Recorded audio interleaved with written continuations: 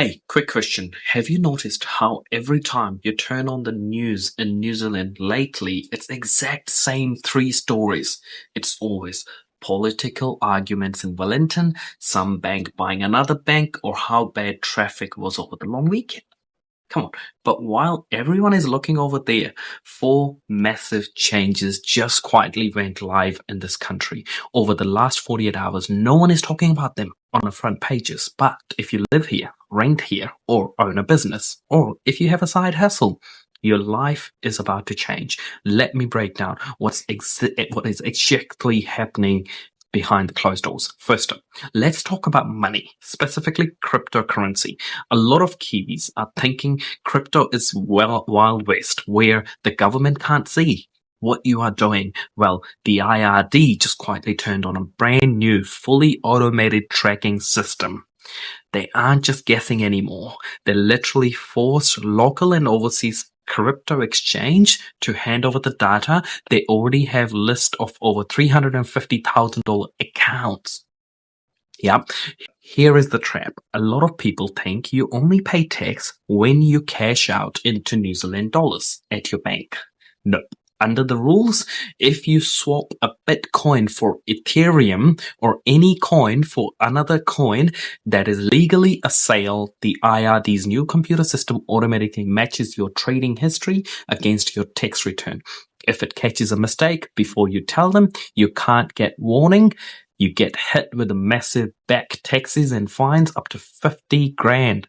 If you'll touch the crypto at all recently, the is officially gone. The second change happened on June 1st and it's blindsiding businesses this week. The government completely changed the rule for accredited employer work visas. They basically added a strict English language test for what they call a skill level 3 jobs. Now that sounds like a boring paperwork, but let me tell you who that actually is. It's about half of all migrant workers coming into New Zealand. We are talking about cooks, scaffolders, truck drivers, and supervisor. Why did they do this? Well, remember, a couple of years ago when the doors were wide open and we all had those awful stories of migrant workers getting scammed and exploited because they couldn't read their contracts. This is the government trying to fix that. But the flip side of the hospitality, building and farming are hitting massive wall this week because of their recruitment pipeline just froze. If you run a business or wonder why your local cafe is short staffed next month, this is why. Now, the third one is the biggest deal of all. It involves housing. The government just hired contractors to start building one singular official national flood map for the whole country. Now, you might think, cool, a map to show in my house will flood. That's helpful, but you need to know a secret economic ripple effect of this. Insurance companies are watching this map like hawks. In fact, they aren't even waiting for it to finish. In places like Westport and part of Canterbury, big insurance companies have already quietly blacklisted entire neighborhoods. They are straight up refusing to give people new insurance policies because their private data says the risk is too high. Think about it.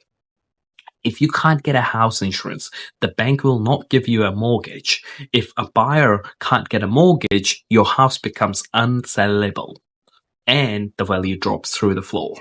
Yep. When this official government map drops, it's going to draw a line right through New Zealand's dividing housing into safe, invaluable, high risk, and uninsurable. It's going to change the property market forever. Look, these changes aren't purely bad. The visa rules protect vulnerable workers, the flood map stops people buying houses that's going to wash away, and the crypto rules bring in some structure to the market. But the fact that they happened so quietly is what trips people up. If you trade crypto, download your history today and get it sorted before IRD computer flags you. If you're looking into buying a housing anytime soon, don't just look at the council report. Call an insurance company first and ask if they will actually cover the street in 5 years. Don't let your friends get caught out by this. Share this video with someone who owns a home or trade crypto and drop a comment below. Are these new rules fair or is government going too far? Hit the follow and keep up.